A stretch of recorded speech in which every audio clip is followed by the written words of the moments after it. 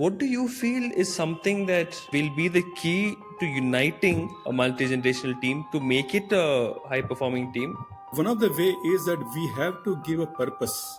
You have to first address why, and then what and how will come. The misconception with, let's say, Gen X is that Gen Z is casual. They're not serious, they're not loyal. They may not be loyal to the company, but they're loyal to their cause, and for their cause they can spend endless number of hours. They can work very hard. See, unless the managers or the leaders, they add value, they won't get respect. Gen X, they had virtually no tools with them. They had to go and they had to get the order, not coming back empty-handed. They will never give up. Never give up. Millennials, what they are really good at is first is they are very quick to learn, adapt. So they are very quick. They are very comfortable in working in office, going to site also. So a team, if you have people from every kind of all the generations, they can do wonders. Sales, once seen as a hard grind of numbers and persistence, is now reshaped by technology, purpose, and shifting generational values. Yet, the fundamentals of trust, relationships, and leadership still stand at the core. So, how are different generations redefining sales and leadership? And what does it really take to unite a multi generational workforce into a high performing team today? Hi, everyone. My name is Lakshan. I'm one of your co hosts for this episode. And I'm Goldie, your other co host for this episode. And this is episode 50, the last episode of season 2. We've come to the end of Mind the Gen Gap podcast. This season has been all about inviting interesting people with interesting perspectives to share their expertise with us. And today we're delighted to welcome our esteemed guest, Mr. Sanjay Pandarkar. Sanjay brings 36 years of sales and marketing expertise across construction, earth moving, material handling, concrete equipment, and mining industries, spanning pan India and Southeast Asia. He has worked with over 1,500 sales executives, contributed to over 10,000 sales transactions, and partnered with over 32 esteemed dealers in this space. And all this experience has afforded him the unique ability to identify critical gaps in the Indian approach to this industry, which, by the way, he addresses through his specialized training modules for construction equipment OEMs that have been widely adopted by leading MNCs in the country. Sanjay also serves on editorial boards of construction magazines, sits on juries for industry awards, and mentors startups and students. As a guest speaker at top management institutes, he has addressed hundreds of students, many of whom continue to seek his guidance even today. Sanjay is extremely passionate about developing the next generation of leaders, and that passion is what has brought him here to this podcast today. Sanjay, welcome to Mind the Gen Gap podcast. How are you feeling? Oh, very good. Very happy to be with you. Thanks for inviting me. That's great. This episode is a long time in the making. I think I mentioned this to you when we first spoke, Sanjay, that when Goldie and I were contemplating getting guests to be a part of the podcast, your name was one of the first ones that we had in mind. Uh, we decided to go a different direction in terms of who we got as the first guest, but we decided the last person to close out this season has to be you. And that Thank is you. why you are here today. Yeah, you're most welcome. Um, before we started recording this episode, uh, quick little behind the scenes insider information for our audience today. I joined this recording session about 8 minutes late. Sanjay joined this session about 8 minutes early, and Goldie joined it about a few minutes earlier as well. We were talking about how Sanjay comes from a generation where coming 10 minutes early is the norm. Goldie comes from a generation where coming 5 minutes early is the norm. And I come from a generation where coming on time or a little later is the norm. I may have had my reasons, but one thing that came up is how differently each generation approaches even something as simple as time, right? Sanjay, you worked with over 1,500 sales executives over 3.5 decades of your uh, time in the workplace. What have been some of the most noticeable differences in how each generation approaches sales and leadership? Okay. See, election, what I will do is I will divide my career into, let's say, three parts. Sure. First, so let's say career up to 2000, year 2000, which was Gen X, my generation. From, let's say, 2001 to 2012, which is millennials, mid part of my career. And let's say 2012 to till date, later part, which is Gen Z, sorry. So I'll start with the first part, up to year 2000. Let me call that particular era as pre-LinkedIn, pre-internet era. See, internet was available, mobile phones were also available, but internet was mainly in office, for email purpose. There was no Wi-Fi, no data card. So for a typical salesman, internet and mobile phones were not a tool. Mobile phone were, with top people, it was a more of a status symbol. Sales was very simple, basic. We had to go to customer, it was face to face selling. What was important was a relationship building. We were keen on relationship building, gaining customer trust, and staying connected with virtually everyone in the loop. That is dealers, financiers, etc. The only sales tool we had was a brochure,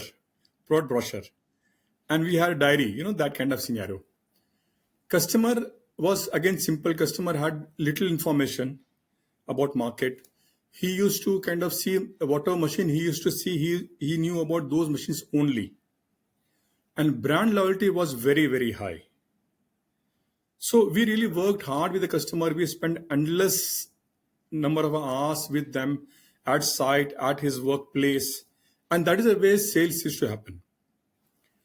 And around the same time, if we talk of leadership around that time, see, leadership was one way actually. It was top down. Because information was not readily available, people who worked really for a longer years, let's say 20 years, 30 years, they had more information and knowledge by default, and that was respected. So, and the transaction was kind of, let me say, it was in the form of what needs to be done.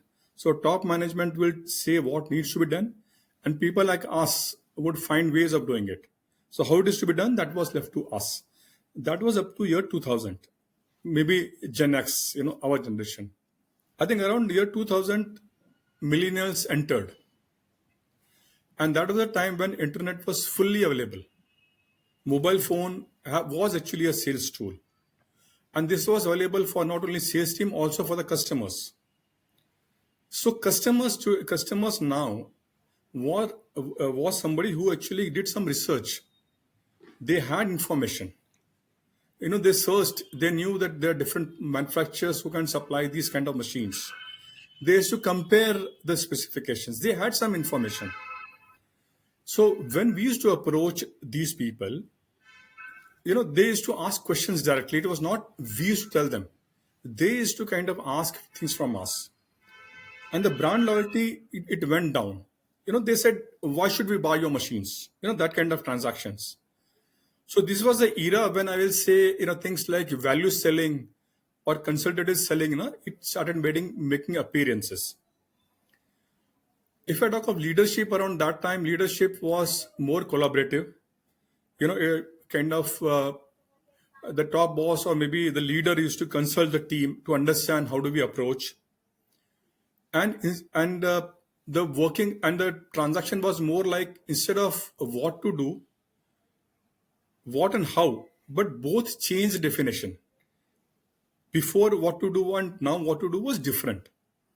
So that was, I'll say, this millennial era or internet on the go era. Let's say after 2012, let me call this as a WhatsApp era, where everything was available right now. And including WhatsApp also became a kind of a tool. Now the customer was absolutely, he's a learned customer. He knew everything. Before even contacting the salesperson, he would actually watch videos. He will get feedback, rating. He will consult a lot of people. So the only way you can sell was you need to be better than him. If during, let's say before 2000, if customer had 5% information, He had 80 or 90% information. So you need to be much better than him.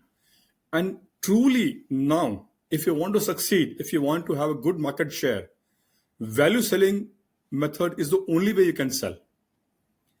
And this is a time when Gen Z also appeared. As far as leadership is concerned, it was collaborative. It's definitely collaborative. But more than that, the leaders would take feedback. They will consult. They will discuss. It is not one way. It is two way now. So these are the main differences in three. Let's say, I'm just trying to simplify it. Over these three generations, that is the way things are working. Yeah. Thanks. I'm, I'm understanding the way you're explaining things in such a beautiful manner. Firstly, thank you for sharing that in three segments, in 3 decades almost. This is what I think we really value with old school learning, where everything is kind of structured. And the one common thread that I'm picking up from what you've shared, Sanjay sir, is relationship building never ended. It, Yeah. in fact, became stronger and stronger.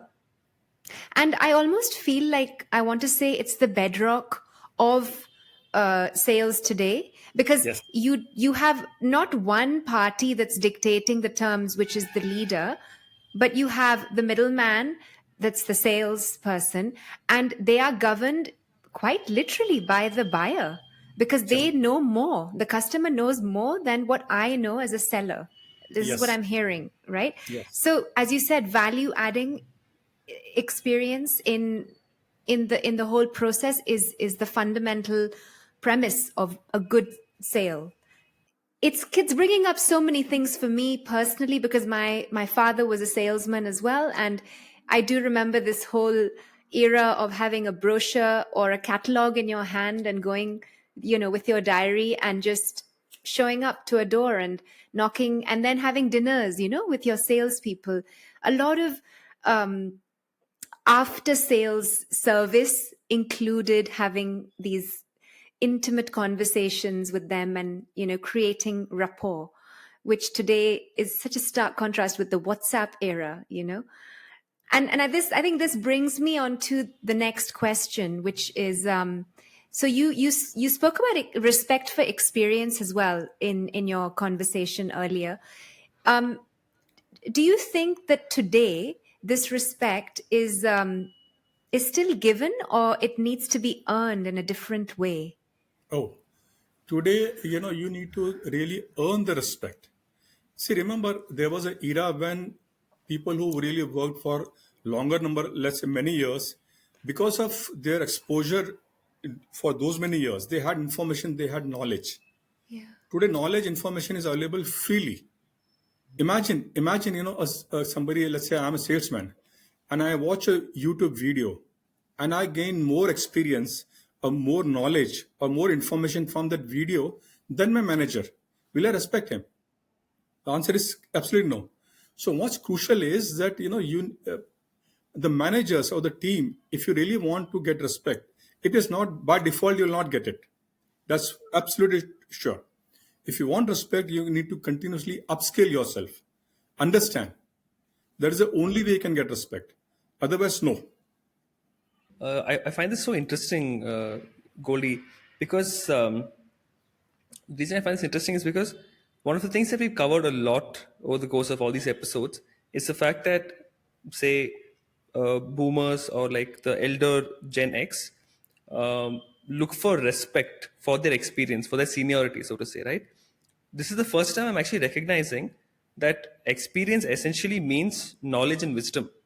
The amount of time they spent in the workforce or in the line of work that they're in, they've accumulated a lot of knowledge because they know more. That is what they're looking at with respect to respect the knowledge more than the experience, is what I'm understanding from what Sanjay is sharing right now. Because in my head, I thought it was always the number of years or the tenure. Now I'm understanding that it's not just the tenure, it's the amount of knowledge that has been accumulated.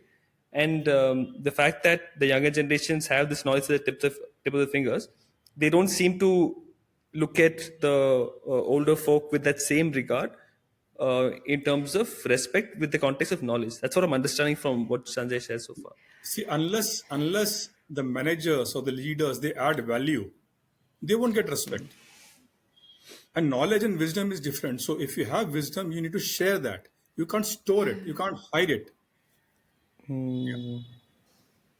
Yes, that's the word. Knowledge versus wisdom. And it's got so much to do with the combination of the being and the doing. You can be a certain person, dress a certain way. So what I see is who you are being. But the doing combined, which comes with, oh, I have read this many books, and so I can say this. But you add another layer to that, which is, but in my experience, if you did this, it wouldn't work, but add this to it.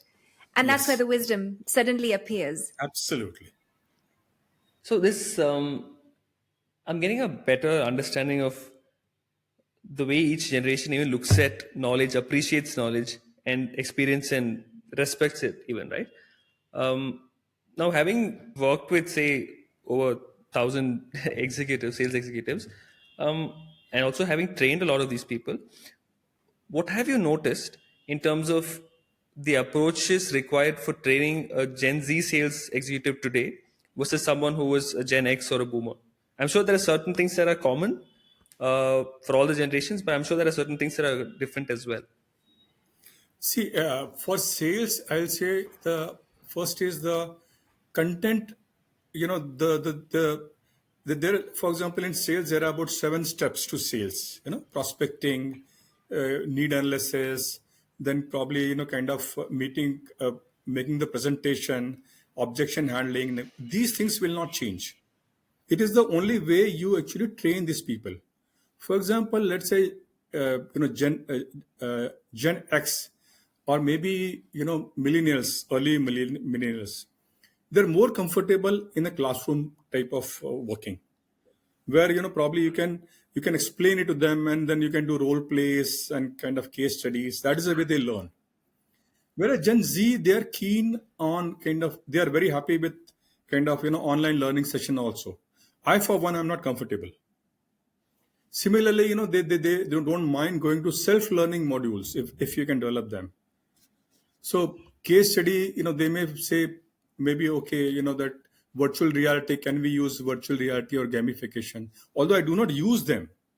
My training session even now are physical classroom. I want to see them. I want to touch them. And in sales, that actually makes a huge difference. In person versus online, there's a huge difference. So yes, the training method may change. We may have, for example, we may use some content, some video. For example, instead of doing live demo, we may actually kind of webcast it somewhere else. That kind of things will you do. But otherwise, this generation, Gen Z, wants to learn on their own. That is the difference which I have seen. Self-learning. So essentially, the principles that are taught are pretty much the same because, They're as you same. said, there are 7 steps to sales, but it's the delivery method that has changed over time. Yes. Yeah. Okay. Yeah. It's being wrapped in a different paper. Yes. Yeah. But Yes. yeah, yeah. This is interesting because self-learning is something that even educationally is being encouraged a lot more in schools. And I wonder if this is coming from a shift in the education system as well, which is almost preparing them to find the answers by themselves, but following, say, a prototype, a skeletal model that is given.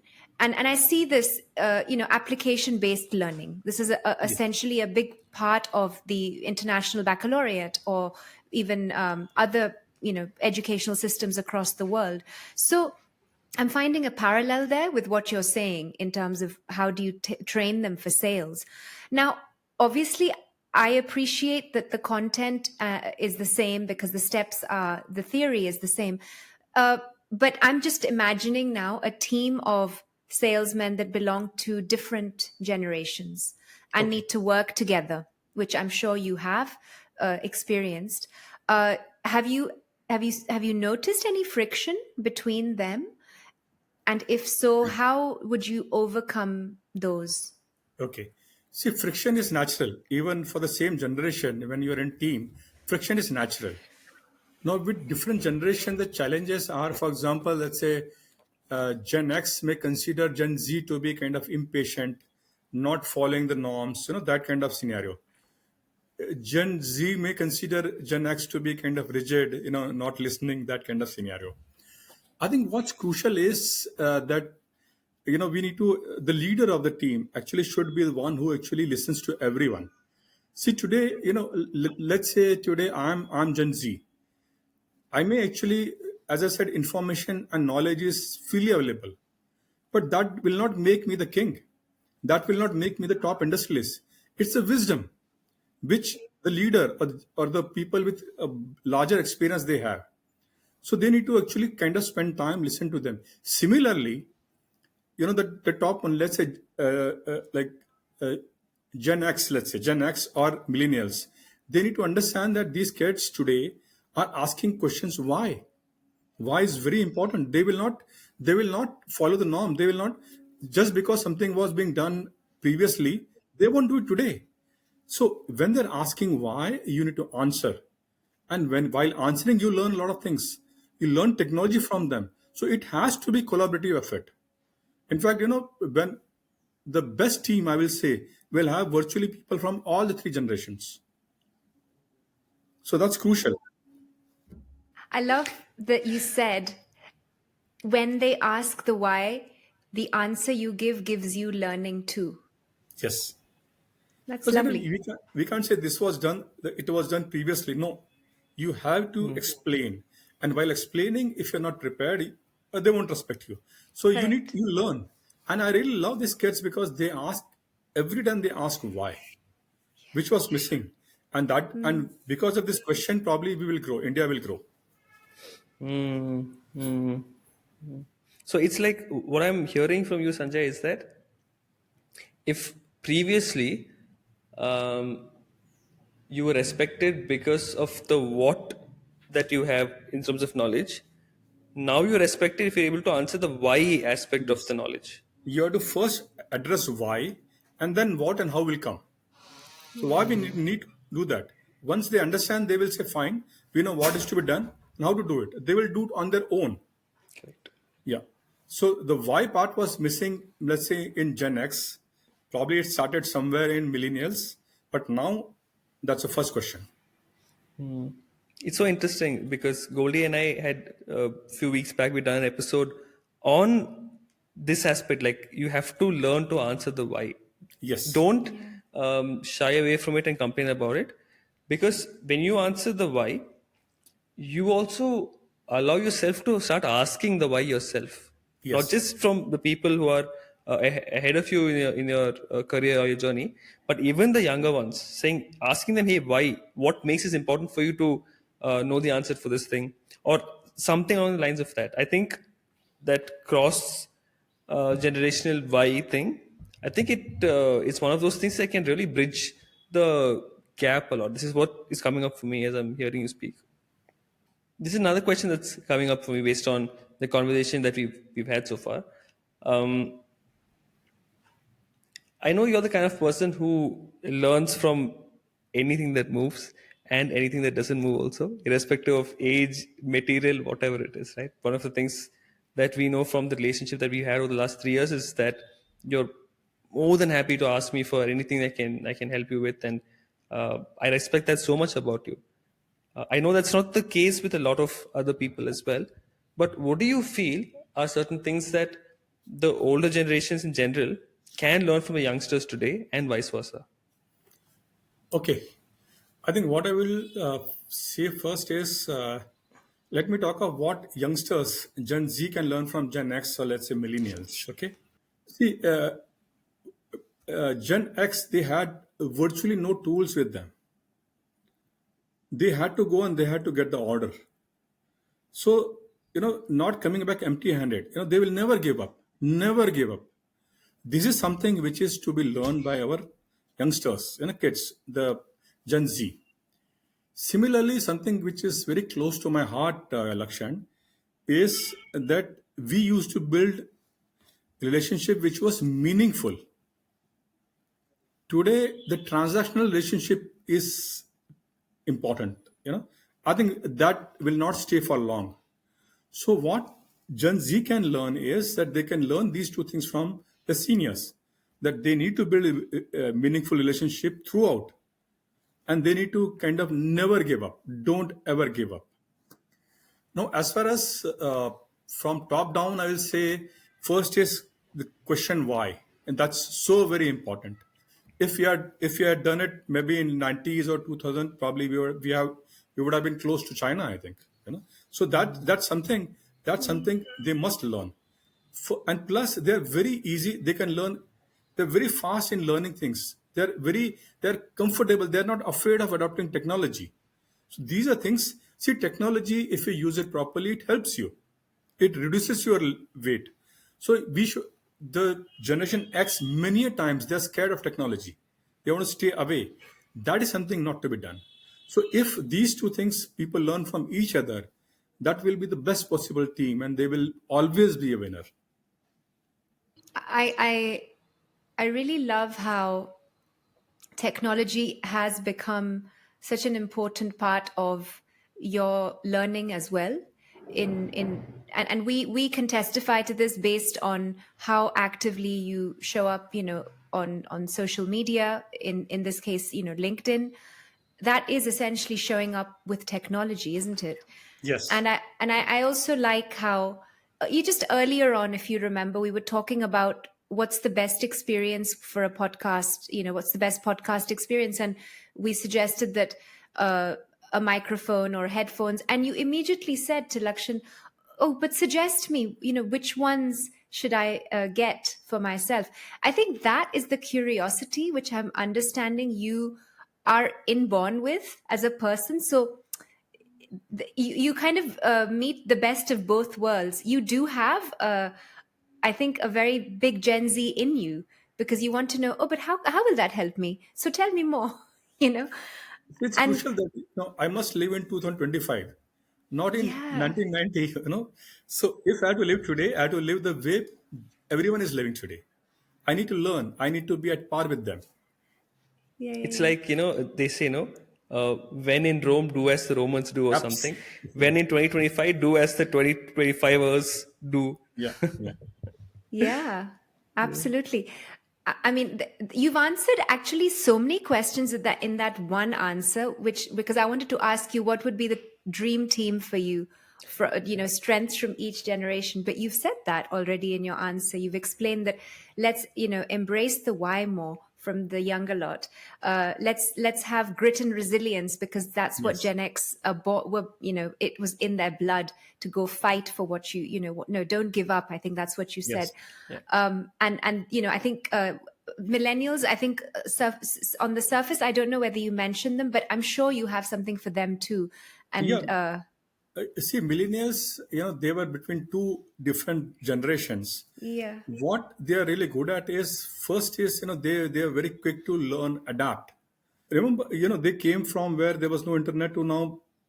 In fact, the maximum changes happened during their era. If you look at things change so fast between 2000 to, let's say, 2012. So they are very quick. They are very comfortable in working in office, going to site also. But these things. So they are really a very strong link between these two. So we've spoken about the teams, the traits that each generation can leverage, uh, and create a team that is, one that can win anything, essentially, right? Apart from the traits, what do you feel is something that will be the key to uniting a multi-generational team to make it a high-performing team, specifically in the sales environment and in general as well? Yeah. I think when you're talking of a team, let's not discuss about sales and other. Sure. Uh, See, I was very good. I was always a team member, and kind of, I take pride in that. I really take pride in building high performance teams. One of the way is that we have to give a purpose, kind of a mission. It's like this, let's say in a war, we go on a mission. We cannot come back. So for me, whenever I build team, I always said you need to have a mission. A good leader, first good leader, and good leader should have a mission where he says, "Today we are going to get this order." When he says this, probably somebody from Gen Z, Gen X, baby boomers, of course, they're retired now, or maybe millennials. These three will do their best. Whatever they are good at, they will do that to ensure that they do not come empty handed. So we have to kind of have a mission. And for, of course, for that, you need to have a very strong team where people really kind of respect each other. Team is not a group of members working together. The people who really trust each other. So you need to have a good team, and yes, you need to have a team with different from different generations. That's very very important. In fact, I can give example. There was a time when Lakshan, we there was a kind of a big order, you know, and then uh, of course I had prepared for that particular visit, and I went there. So when I went there from local office, somebody accompanied us, youngster. We went there and we saw a couple of more competitors. So we realized it's a very tough situation. And there was a briefing actually before we were supposed to make a presentation. And what they wanted was different than what actually I had prepared. Remember, we had very small, short window to actually do changes. I knew what actually I should put it. This youngster, you know, he was very fast. He did everything. Yeah, I was just telling him he did everything. And we made a good presentation. Of course, we got the order.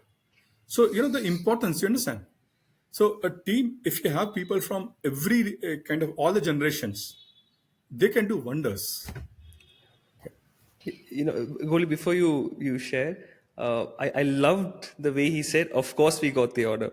It's almost as if there's so much faith that he has in the team to pull this off that if they were able to unite and get the presentation done, the order is theirs. Yeah. And actually that was where I was going to pick up from. The Of course we were going to get it. It's such a late Gen X way of embracing life because I resonate being the Gen X that I am. But how will I not get this? And I think it's so nice that you can appreciate the strengths of your younger team member and let them shine because they are able to bring that order in because they were able to swiftly make those changes, like you said in the presentation. So I feel like the dream team needs a purpose, which is commonly shared, like you said. But it's so important that each individual member recognizes their own strengths and keeps it in the front of their, like not in a side rear view mirror. No, remember what your strengths are, and also remember what your colleagues' strengths are, because that's how you collaborate, right? So it kind of just makes this whole puzzle uh, become so real by adding those words that are so loosely shared nowadays: collaboration, teamwork. They're big words, right? We read them on Yes. LinkedIn all the time, but what do they truly mean? Yeah. And I want to thank you for giving us that case study that you shared, because it just crystallizes the definition of the future. Yeah. Yeah. We've been speaking a lot about um, how each generation operates, the traits that they have, uh, what they can learn from each other to kind of collaborate and of course win the order, so to say. But there are still so many misconceptions or beliefs that each like generation has about the other. I'm sure you've actively witnessed that Yes. I happening in did. front of your eyes as well. If there's just one, say, misconception or belief that you want to completely kill in this generational context, what would that be, and why? Okay. See, the misconception with, let's say, Gen X is that Gen Z is casual. They're not serious. They're not loyal. I think that is a big, big mistake. A big mistake. See, I'll just say that Gen Z, they may not be loyal to the company, but they're loyal to their cause. For their cause, they have a dream. They dream. And for their cause, they can spend endless number of hours. They can work very hard. They can work overnight. So the and see, they're doers, they're dreamers. So you need to be with them. They are a future. See what I'll just say. Let me just give a kind of example. Gen Z is born with a kind of a mental GPS. They're born with that. So right from school age, they know what is to be done. They where they want to, what they want to do, where they want to go. And when they join a company, they carry this thing with them. So if you really want to succeed, I think let them drive. You let's say if I since I'm from Gen X and I'm spending time with Gen Z, I'll consider myself to be a passenger sitting next to this guy. He's driving. He knows where he has to go, how he has to go. Now, there probably I will use my wisdom in the sense that I will tell him, okay, fine, your mental GPS saying take this road, but my experience says that road is full of potholes. Let's avoid them. Let's take a road which is bit longish, but it has scenic, it's beautiful road. There are good restaurants, so maybe something like this. So whereby, so you need to, if you really want your company's future that you should succeed, your company should succeed, you need to kind of advise, guide. Don't interrupt. Let them do what they want to do, and use your experience as a bridge, as a wisdom, kind of, and they will listen to you because ultimately they want to reach that location. They will reach. If you don't tell them, they may take a road which is full of pothole, which was kind of told by their mental GPS. But if you tell them, "Kid, avoid that road because it has pothole, it has speed breakers, etc. Let's take a longish route, but you will reach faster." They will listen to you. So that's what is the job of a leader or a manager of Gen Z. Golden nuggets. Another So great many things metaphor. to take. Let them drive. Just let them Yeah. drive. Yeah, it's a very coach-like approach. It's a very Yeah. coaching mindset, so to say. That they have the answers, they have this thing. Yeah. You just have to leverage your experience in the coaching context, your intuition, to kind of bring it and put it into the ride, so to say, and allow the uh, driver to do what they want with it. That's kind of what I'm understanding from this. Yeah. I also feel it erases this whole myth which I think Gen X have as well a bad reputation for, which is they talk too much. So just let them get on with it.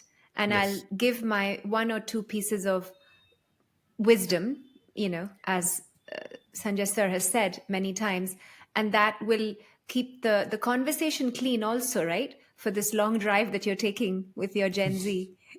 And the destination will be reached And in you'll be good happy. time. You'll enjoy the ride. You will reach there happy, Yeah, Yeah, yeah, not tired. absolutely. Yeah. yeah, yeah. So I'm mindful of the time that we spent together and that we have together. I want to go into a little bit of the entire conversation's been fun, but a little bit of extra fun segment, which we have not actually named, but for what, essentially it is us giving you certain beliefs that people have about, say, generationally, and you just have to shoot it as true or false. Yeah. uh, for like the current name we have for that is the rapid fire quiz, so to say. So, Goldie and myself, each of us, will take one myth or belief that exists, shoot it to you, and ask you, is it true or false? You can tell us if it's true or if it's false and why. Okay, Yeah. Goldie, you want to go first? Yeah, sure. Okay, so the first one would be Gen Z sales executives prefer building client relationships over closing quick deals. True or false? I think they do less than what I will be happy with. So I can't say true or false. They need, as I said, they need to really build a meaningful relationship, not transactional. Today, you see what's happening in different part of the world. Transactional relationship doesn't really help in sales. So here's one from my end, Sanjay. Gen Z salespeople can't handle rejection the way boomers did. True or false? I think they can handle and they move on very fast. Gen X used to take it to the heart. These people don't. Okay. Um, Mentoring across generations has become a two-way street rather than a one-direction flow of knowledge. Absolutely true. True. True. True. Here's another one. Millennials avoid cold calls because they are phone shy. True or Oh, false? I don't think anyone is phone shy. In fact, I think people are wedded to phones. So that's not true. But Lakshan, I think the cold calling per se is irrelevant today in the era of information. That was something different when there was no information. That time you had to actually do cold calling. So today, cold calling per se is not too relevant. But I think millennials, I think they are not phone shy. I'll do one more. Yeah. So boomers think loyalty to one company is a badge of honor, while younger generations may see it as a trap. That's true. That's true. Okay. So this here's the last one. Technology and not generational attitude is the main source of friction in today's sales teams. I think it is how we use technology. Technology per se is not the reason. I think it is how do we use technology. We may use it in a proper way, we may use it in the wrong way. So I think the answer is not technology, it is the way we use it. Uh, Maybe the attitude part, what you're saying. So obviously, it's not technology. It is the way we use it. You and I, we use it technology in a proper way. We are learning. We are kind of giving it back to society. Others may not be doing that. Yeah. All right. So again, mindful of time. This conversation has been lovely, Sanjay. I just want to let you know that it's again. I said we've been essentially. It's like this entire season, 20 episodes, has been leading up to this conversation because a lot of the things that you shared are things that we've kind of uncovered for ourselves uh, over this last, say, 19 episodes that we had as part of the season. So it's like a bit of a summary of everything just in one episode, and also a lot of things for me to kind of walk away with because I never considered that angle of the older generations look at respect for their knowledge more than their seniority, so to say, and that is one of the reasons there's friction in today's older and younger generations. That's a new learning for me, so I want to thank you for that. Can I just give a message to Gen Z? Yes, Anyone who please is do, please, please, Please. please, please, absolutely. I think see Gen Z is the one who first let me say they are brilliant. They are really working hard. They are doers. They are dreamers, and the responsibility is on them to take India to number one position. So they really need to do whatever best they can, and they should consult people like us because we can act as a bridge. They have the brilliance, but practical experience that they need. So people of my generation, Gen X, let's say, they need to kind of wholeheartedly support Gen Z so that the Gen Z can take India to number one position which we deserve. So that's all from my side. Yeah. I I think the overall feeling that I'm really taking with me as well is optimism. So Yes. much and it's not false optimism. It's backed up by so much relevant examples and experience and wisdom, of course.